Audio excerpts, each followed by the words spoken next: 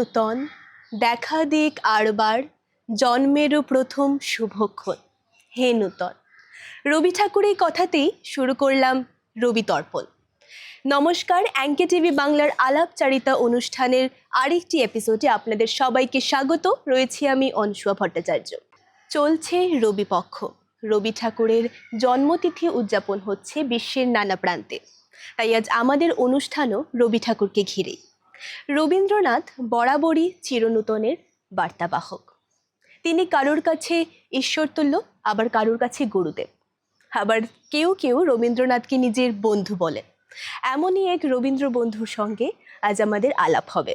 সে বন্ধু রবি ঠাকুরের একেবারে শৈশব থেকে প্রয়াণ পর্যন্ত এক সুদীর্ঘ যাত্রার ছবি সংগ্রহ করে সযত্নে আগলে রেখেছেন। রবীন্দ্রনাথের সেই বন্ধু একাধারে রবীন্দ্রসঙ্গীতের একজন শিল্পী, আর আরেক দিকে তিনি হচ্ছেন রবি সংগ্রাহক। কি আছে তার সেই সংগ্রহে? আলাপচারিতা শুরু করার আগে চলুন দেখে নেই তার সংগ্রহের ভাণ্ডারে।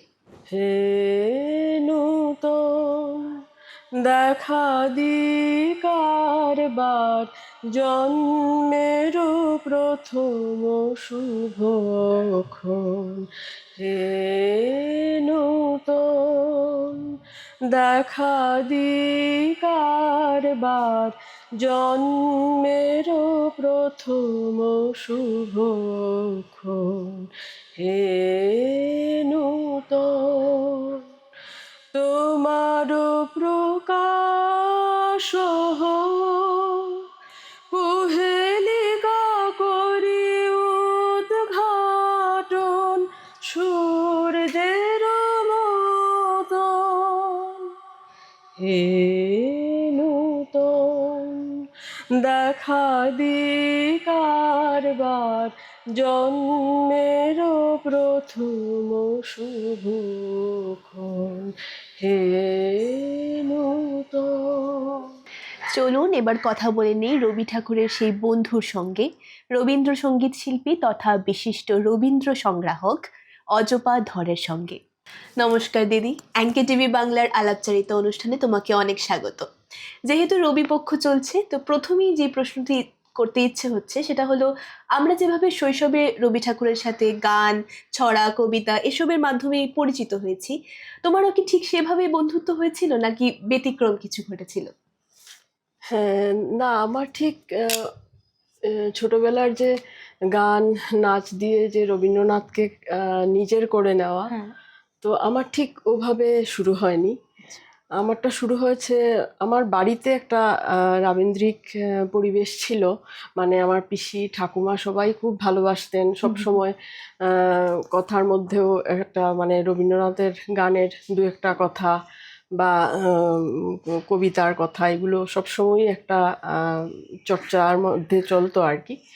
তো কিন্তু যদি সত্যিকার অর্থে আমার ভেতরে যদি সেই ওনাকে নিজের করে কাছে পাওয়া, বা উনি আমার খুব একজন নিজের মানুষ, তো সেটা হয়েছে আমার দাদা প্রত্যেকবার 25শে বৈশাখের দিন সকালবেলা ঘুম থেকে উঠেই ওর পড়ার টেবিলে ওর যে রুমটা ছিল, ওই রুমে সুন্দর করে, মানে খুব কনসাস ওই দিন 25শে বৈশাখ, মানে ওই দিন সকালবেলা উঠে উনার ফটো বসিয়ে সাদা কাপড়ে, তারপর একটু ধূপকাঠি, ফুল, এগুলো ওরটাই বেসিক্যালি দেখতে দেখতে আমার ভেতরে উনার প্রতি যে উনি আমাদের নিজের, খুব নিজের কেউ। তখন অনেক ছোট আমি। হ্যাঁ, কত হবে তখন বয়স? Class two. হ্যাঁ, ওইরকমই। তো তখন থেকে ওই ওই যে ওর যে প্রত্যেকবার যে সকালবেলা আজকে রবীন্দ্রনাথের জন্মদিন, সেদিন সকাল থেকেই আর কোনো গান ঘরে বাজছে না, সব রবি ঠাকুরের গান। তো সেটা থেকেই আমার মনে সত্যিকার অর্থে আজকে যখন ভাবি কখনো, তখন মনে হয় যে হ্যাঁ, সেখান থেকেই আমার ওনার প্রতি একটা আগ্রহ। উনি আমার জীবনের কেউ হতে পারেন, তখন ছিল যে কেউ হতে পারেন, কিন্তু আজকে হয়তো ভাবতে পারি যে হ্যাঁ, উনি আমার কেউ। সে দাবিটা ওনার প্রতি এখন অনেক ছোটবেলা থেকেই তুমি রবি ঠাকুরের সাথে জড়িয়ে আছো। তো এই যে রবি ঠাকুরের অনেক ছবি তুমি সংগ্রহ করে রেখেছো, সেটা কবে বা কিভাবে সেটার সাথে তুমি জড়িয়ে পড়লে? সেটা হয়েছে বলতে পারো ক্লাস 6 থেকেই। আচ্ছা। তো আসলে আমার বাবার অনেক সংগ্রহ ছিল, তো হ্যাঁ। ছোটবেলা থেকে আমি এইসব দেখেই বড় হয়েছি। মানে রাতের পর রাত দেখতাম আমার বাবা দিনের বেলা অফিস বাকি সব কিছু করে, রাতের বেলা এইগুলো নিয়ে বসতেন। তো এমনও দিন গেছে যে সব সময় দেখতাম রাত্রিবেলা বাবা যে আর্টটা নিয়ে বসেছেন সকালবেলা সেই পজিশনেই ছিল, সব কিছু জাস্ট ভোরবেলা গিয়ে ঘুমিয়েছেন। এটা স্টাম্প কয়েন্স বা নেতাজির উপর।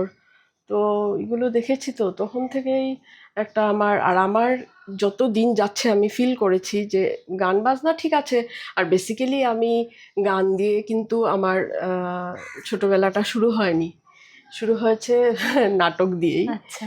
তো স্কুলে ওই নাটক, কি তারপরে রবি ঠাকুরের নাটক? হ্যাঁ রবি ঠাকুরের পূজারিনী দিয়েই আমার শুরু হয়েছে। হ্যাঁ। তারপরে সেকেন্ড নাটক রাজা রানী, এভাবেই শুরু হলো। তারপর তখনও গান কিন্তু কিছুতেই নেই। আচ্ছা। তারপরে আমি নাচ করতাম। তো নাচ শেষ হওয়ার পরে আস্তে আস্তে যখন একটু বড় হয়েছি, 6-7-এ, তখন মা ওরা গানে ভর্তি করিয়েছেন। আর দাদা গান করতো। আচ্ছা। তো আমার বাবার যে বিষয়টা ওইগুলো দেখতে দেখতে যখন আমি ক্লাস 5-6-এ, তখন আস্তে আস্তে তো রবি ঠাকুরকে ভালোবাসি ঠিক আছে, কিন্তু ভালোবাসাটা আরেকটু অন্যভাবে শুরু হয়েছে, যেহেতু ওটা হতো না যদি আমি আমার বাবার ওগুলো না দেখতাম। আচ্ছা। তো আমারও মনে মনে হতো যে আমি যদি উনার এইরকম করে সব ফটো কত, আমি প্রথম খালি এইটাই ধারণা ছিল আমি উনার কত ফটো রাখতে পারি। তো সেগুলো যে ব্যতিক্রম কিছু ছবি, সেটা কবে তুমি বুঝতে এটা পারলে? ওই তো যখন আমি শুরু করলাম এই ভাবনাটা আমার ভেতরে আসলো, আচ্ছা। তখন আমার বাবা আমাকে বললেন যে হ্যাঁ তুই করতেই পারিস, যদি সিরিজ মেনটেন করতে পারিস তাহলে তো খুব ভালো হয়। সেই শৈশব থেকে? হ্যাঁ। আচ্ছা। ওই যে কথাটা বললেন তারপর থেকে বলতে পারো আমি নেশার মতো আর কি, যেখানে যাই সেখানেই মাথার মধ্যে একটাই, তো রবি ঠাকুর। রবি ঠাকুর যে সানন্দা, কি দেশ পত্রিকা তো আর বলেই লাভ নেই, সবগুলো মানে এরকম সব সময় দেখতেই থাকতাম। আর হিস্ট্রিগুলো তো তখন থেকে এখন পর্যন্ত যেগুলো সংগ্রহ করেছেন, তখন ক্লাস 7-6 থেকে কি 6 আপনি থেকে সংগ্রহ করে হ্যাঁ। যাচ্ছেন? আচ্ছা দিদি, পরের প্রশ্ন যাওয়ার আগে আমি তোমার কাছে তোমার পছন্দের রবি ঠাকুরের একটি গান শুনতে চাইবো। আহা তোমার সঙ্গে প্রাণের খেলা, প্রিয় আমার ওগো প্রিয়, আহা তোমার সঙ্গে প্রাণের খেলা। বাহ। আচ্ছা দিদি, এই যে সংগ্রহ প্রদর্শনীর ব্যাপারটি, সেটা তোমার মাথায় কবে এলো, বা কার কার প্রেরণায় এর পিছে কাজ করেছে? আমি তো প্রথমে সংগ্রহর প্রদর্শনী হবে বা করব সেরকম ভাবনা আমার ছিল না। আগেই ছিল যে আমার সিরিজগুলো যদি আমি শেষ করতে পারি। তো এরকম করতে করতে অনেকটাই এগিয়ে যাওয়ার পর মালুগ্রামের সন্দীপন দত্তপুরকাস্ত, ও জানতো বা মানে ড্যাফোডিল স্কুলের সুবাদে আমার সাথে ওর যোগাযোগ হয়। তো ও যখন জানলো যে আমার এরকম কালেকশন আছে, তখন আমাকে বলল তুমি এগুলো নিয়ে কেন বসে আছো, তুমি কম্পিউটারের মাধ্যমে এগুলো স্ক্যান করিয়ে তুমি প্রদর্শনী করতে পারো। ওই কিন্তু প্রথম আমাকে বলেছিল এই কথাটা। আচ্ছা। তারপর ওর কথা শুনে আমি আস্তে আস্তে কিভাবে কাজগুলো, কারণ আমার ছিল সব অরিজিনাল একদম পেপার কাটিং আর কি, আচ্ছা, অনেক আচ্ছা। পুরোনো পেপার, ওগুলো লাল হয়ে গেছিল। আচ্ছা।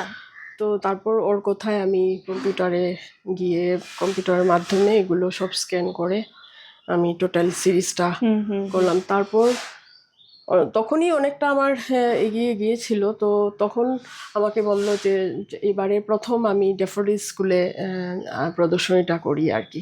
তো এই প্রথম প্রদর্শনীর অভিজ্ঞতাটা একটু শুনতে চাই। হ্যাঁ, তখন বলতে পারো মানে আমার কাছে এখন মনে হয় সেটা এক ধরনের যেন খেলার ছলেই একটা প্রদর্শনী হয়েছে। তখন ফটোগুলো আমার সেই প্যাটার্নে ছিল না আর কি, একদম প্রথম ধাপের।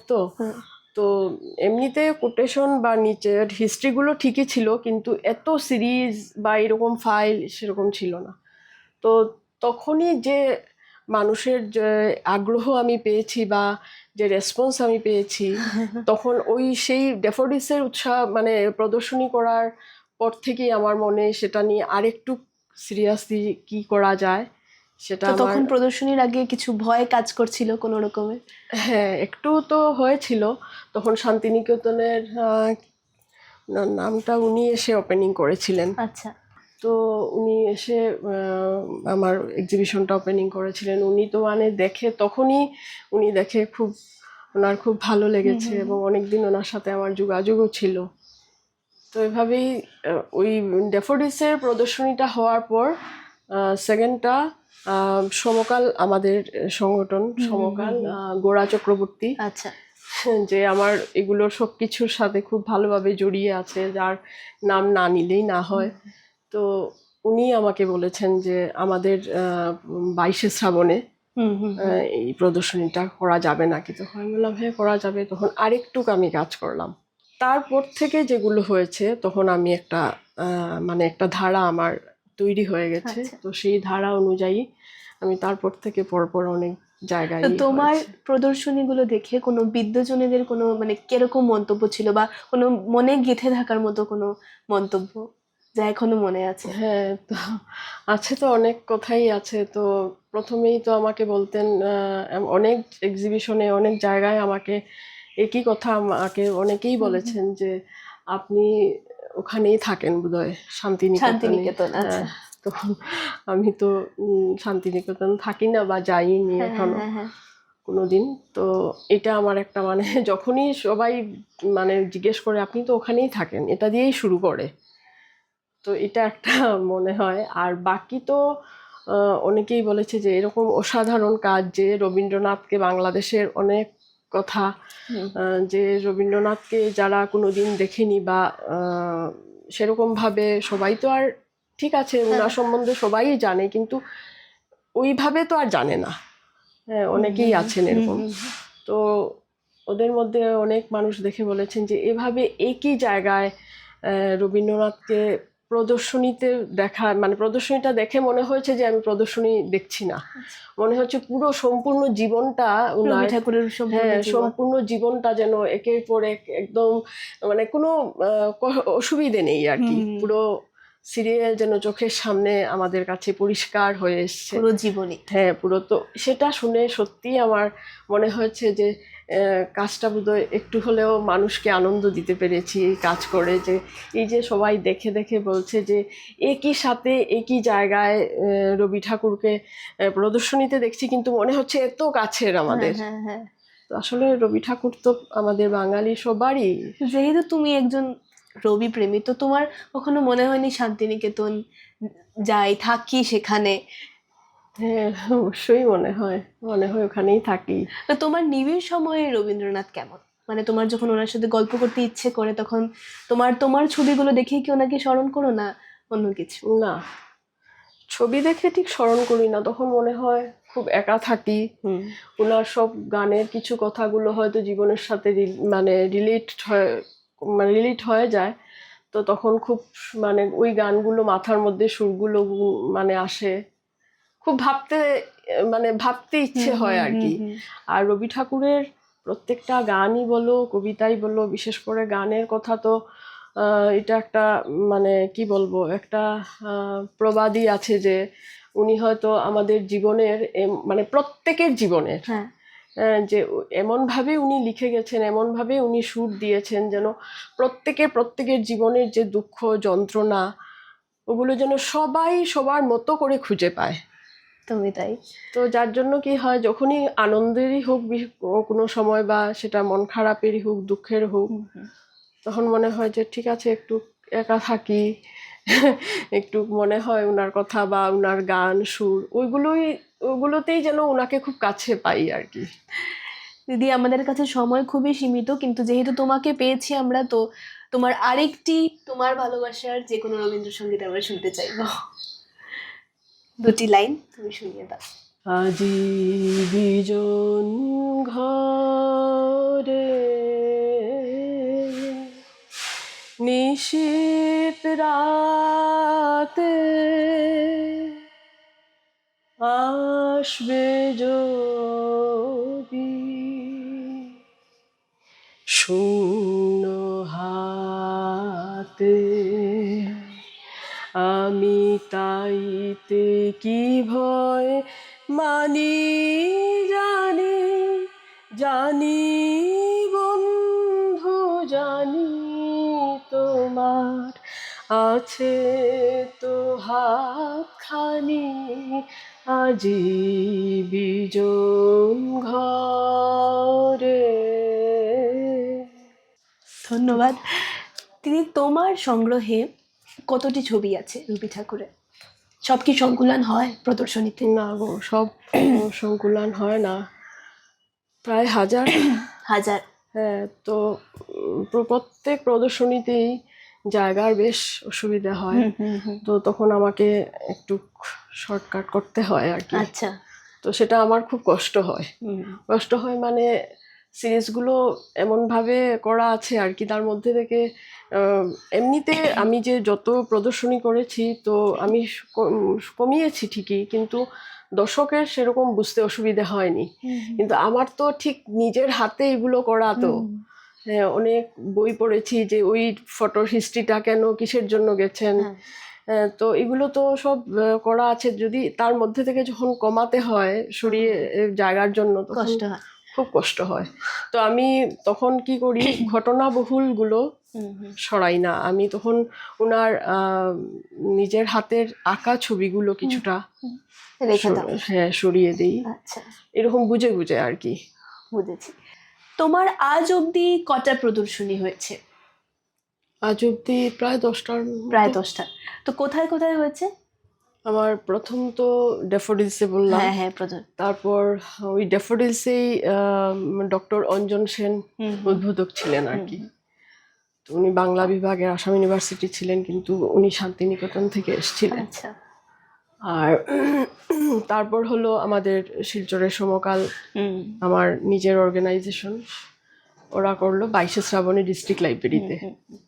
তারপর হলো আসাম ইউনিভার্সিটি, আসাম ইউনিভার্সিটিতে দুবার হলো, তারপর নিটে হলো একবার, আর বিধায়ক পৌরসভার তরফ থেকে সুস্মিতা দেব, আচ্ছা, উনি করালেন।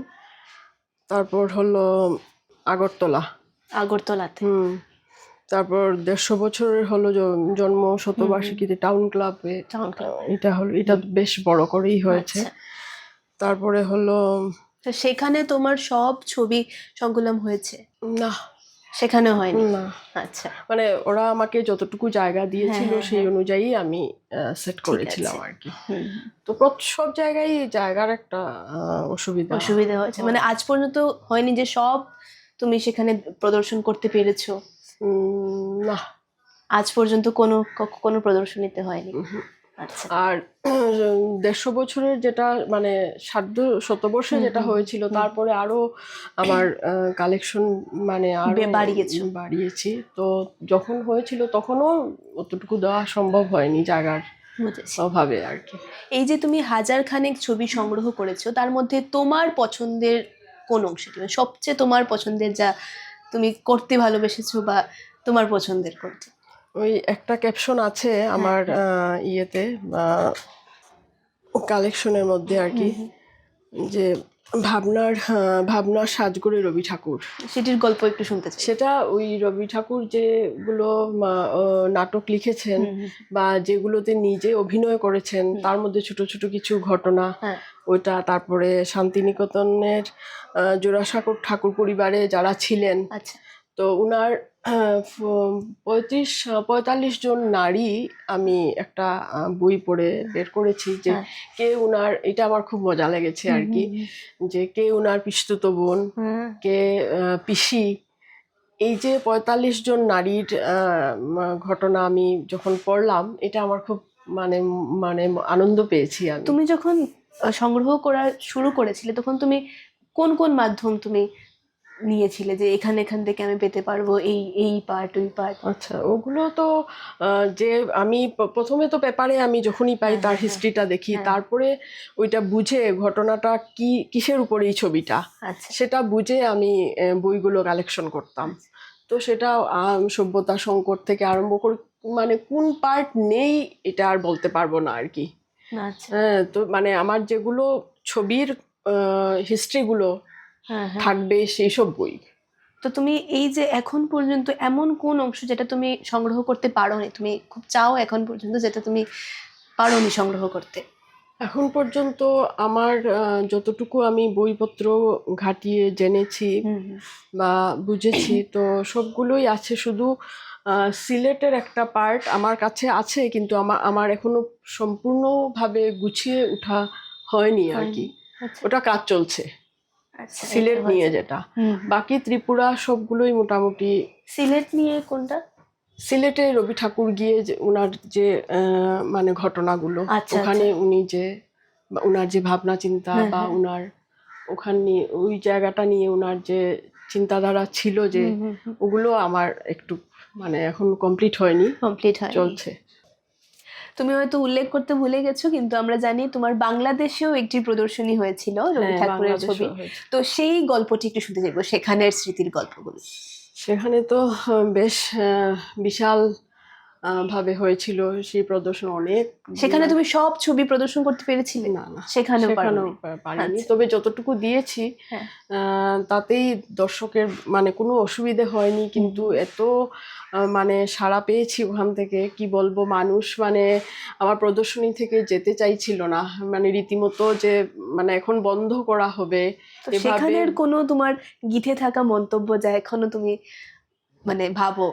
হ্যাঁ, ওই তো ওইটাই ওইখানে বললাম না আগে যে অনেকেই বলে যে ওখানেও আমাকে এটাই, আপনি তো ওখানে ডিরেক্ট আমাকে সোজাসুজি আর কোনো কথা না বলেই আপনি ওখানেই থাকেন শান্তিনিকেতন? হ্যাঁ। আচ্ছা। তো যখনই বলে না আমাকে এই কথাটা, তখন আমার মনে হয় যে আমি তো আজ অব্দি গিয়ে মানে শান্তিনিকেতন আমার যাওয়া হয়নি। তো এটা আমার মনের মধ্যে একটা কষ্ট হয়, আবার একটু আনন্দ হয় যে আমি তো যাইনি, অথচ ওরা মনে করেন সেটা। মনে করেন যে আমি ওখানেই থাকি। এটাও একটা অন্য ধরনের আনন্দ আর কি। আনন্দ হয়। তো ভাবি যাব হয়তো কোনোদিন। আর প্রদর্শনীটা দেখে ওনারা যে মানে সাড়া দিয়েছেন সেটা সত্যি দুর্দর্শ আর কি। মানে কি বলবো, মানে রবীন্দ্রনাথকে যে কিভাবে ওনারা আমার প্রদর্শনীর মাধ্যমে, এমনিতেই রবীন্দ্রনাথ তো প্রত্যেকের মনেই থাকেন সবসময়ই, কিন্তু মানে প্রদর্শনীর ক্ষেত্রে মনে হয়েছে আর কি একদম যেন চোখের সামনে ওরা দেখতে পাচ্ছেন। অনুভূতিটা এইভাবেই ছিল আর কি। তো এটা বেশ আনন্দের। তো তোমার এই যে তুমি এত মন্তব্য পেয়েছো, তো তোমার কখনো মনে হয় যে রবি ঠাকুরকে আরো ভেতর থেকে আরো গভীরভাবে জানার চেষ্টা বা সেরকম কিছু? আসলে রবি ঠাকুরকে জানার কোনো শেষ নেই, আমার যেটা মনে হয় আর কি। তো আরো গভীরভাবে এটা তো মানে প্রতিনিয়তই কাজ করে ভেতরে। এটা নতুন করে আমার কাছে কোনো ভাবনা নেই, এটা দিয়েই মানে রবি ঠাকুর মানেই আরো আরো আরো শেষ নেই আর রবি কি। ঠাকুরের শেষ নেই। শেষ নেই, তো সেটা আমার যে আবার নতুন করে আবার আরো নতুন করে সেরকম মানে প্রতিনিয়ত চলছেই। আচ্ছা, তো রবি ঠাকুরকে নিয়ে তোমার কোনো অধরা স্বপ্ন তা তুমি চাও পুরো হোক? অধরা স্বপ্ন রবি ঠাকুরকে নিয়ে যে স্বপ্নগুলো, সেটা আমার মনে হয় সব সময়ই অধরাই থেকে যাবে। সেটা আর পূর্ণ হবার মতো কি বলবো, সেটা হলো হয়তো প্রত্যেকের ভাবনা থেকে, আমার ভাবনার ক্যাপাসিটি দিয়ে আমি বুঝবো যে আমি কতটুকু পূর্ণতা দিতে পারবো, আর কতটুকু আমার স্বপ্নটা ওনাকে নিয়েও ধরা থেকে যাবে। আমরা একেবারেই আমাদের শেষ পর্যায়ে এসে গেছি অনুষ্ঠানের। অনেক কথাই রয়ে গেছে, কিন্তু আমাদের আজকের অনুষ্ঠানটি শেষ করব তোমার একটি গান দিয়ে। চোখের আলোয় দেখেছিলে, চোখের বাহিরে, চোখের আলোয় দেখেছিলে, চোখের বাহিরে। জানি অনেক গল্প, অনেক কথাই রয়ে গেছে, কিন্তু আমাদের কাছে সময় খুব সীমিত। তার জন্য এখানেই থামতে হচ্ছে। আমাদের সঙ্গে থাকার জন্য ধন্যবাদ।